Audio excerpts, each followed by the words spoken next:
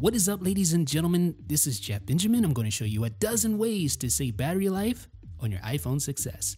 Now, the new live wallpaper functionality on the iPhone 6s is really neat. It looks great and all. It allows you to have motion wallpapers by pressing on the screen, but it's not exactly conducive to saving battery life. In fact, any wallpaper that moves is not the greatest for saving battery life. So we're going to go into settings, go to wallpaper, choose a new wallpaper, and then choose a still wallpaper instead of a dynamic or a live wallpaper. So that's step number one. And remember, all these things are subjective and they can all be mixed and matched. You don't have to follow them all to save battery life, but these are just some suggestions so that you can use.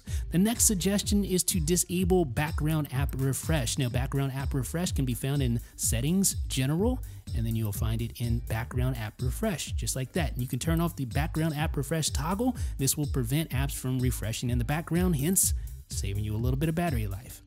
Now, the next option is to enable auto brightness. That can be found under settings, under display and brightness, and then you'll see an auto brightness toggle, so you can turn that on. Now, this may seem a little counterintuitive. Why not just turn your brightness all the way down to save battery life? But no one really uses their phone like that, and auto brightness will allow your phone to automatically adjust when it's really bright outside. It'll go up so you can see, and when it's dim or when you're indoors, it'll go down, hence saving you a little bit of battery life. Good deal. The next option is to enable reduce motion. That can be found under settings, general, accessibility, and reduce motion. And this will reduce the motion of the UI, meaning it'll disable parallax effects and things like that, and potentially save you a little bit of battery in the process. Now, the next thing we want to look at is email. More particularly, we want to set mail fetch to manual. So you can do that by going into settings, and then you'll find mail contacts and calendars, and then you'll see fetch new data. You can turn off push if you want to, but that's not as big of a deal as the fetch setting. You want to set that to manual so that iOS isn't going out and pinging the mail server every 15 or 30 minutes. This will potentially save you battery life in the process. Now, the next thing we want to disable is Hey Siri. So you can go to settings, general, and go to Siri and disable allow Hey Siri. Now, Hey Siri is a lot more efficient with the M9 coprocessor in the iPhone 6s and the iPhone 6s Plus, but this could potentially save you a little bit of battery life. Now, the next thing is to turn off Siri suggestions. You want to go into settings, general, spotlight search, and disable Siri suggestions. Again, this can potentially save you a little bit of battery life.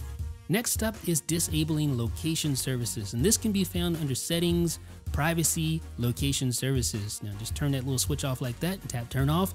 Now, a lot of apps use location services, so you're going to want to make a decision as to whether you want to disable this or not, but it will without a doubt save you battery life.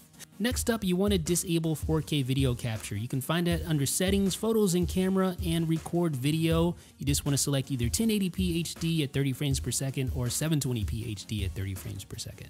Now, in iOS 9, you can enable a 30-second auto lock. Just go to settings, general, and then go to auto lock, and you'll see a new 30-second option.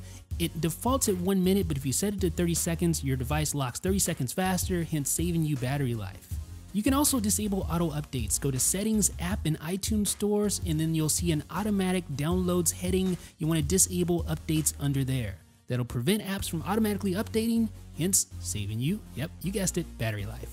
Now, the last option here is low power mode. This is sort of a catch-all option, a new feature in iOS 9, by the way, and this will do a lot of the things we just mentioned, but in one fell swoop with just one toggle. And this has been proven to save battery life, but you may not want to have everything fall under one toggle. Maybe you want to go out and meticulously manage iOS, and that's what this video is for, showing you all the different things you can do to potentially save battery life. It's subjective. Use it how you want to use it, folks, and leave me a thumbs up if you appreciate this video. Let me know what you think in the comments. This is Jeff with iDownload Blog.